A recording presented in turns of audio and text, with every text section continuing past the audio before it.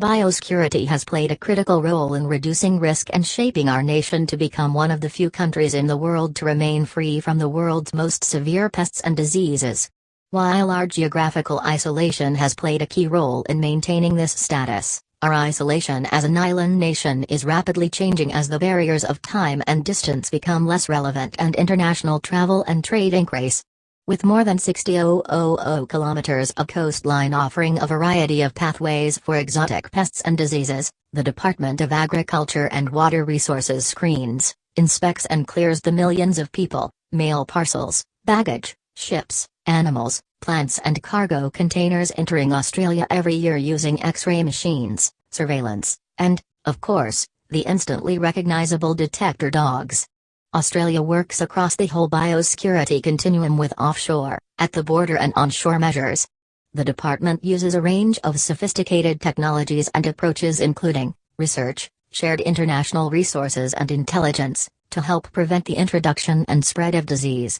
Surveillance and monitoring of risk areas is also critical along with border control activities, which focus on assessing and managing potential biosecurity threats at Australia's airports, seaports, and international mail centres. Today, biosecurity controls at Australia's borders minimise the risk of exotic pests and diseases entering Australia and protect our $32 billion agriculture export industries as well as our unique environment, native flora and fauna, our tourism industries and lifestyle.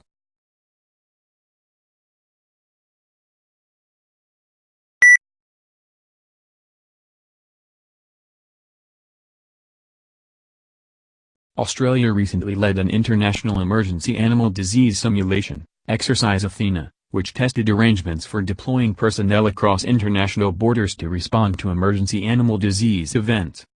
Veterinary authorities from Australia, Canada, Ireland, New Zealand, the UK and the USA joined forces to simulate an outbreak of foot and mouth disease in a scenario that put Australia at the center of the fictitious outbreak across 3 jurisdictions.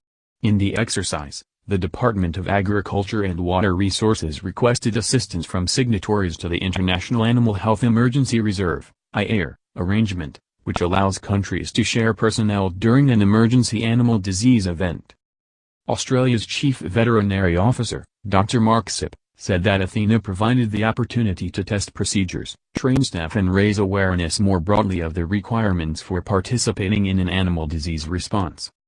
These exercises are an important part of building our capability and preparedness in Australia to manage and respond to emergency animal diseases such as foot and mouth disease, FMD, Dr. Sipp said.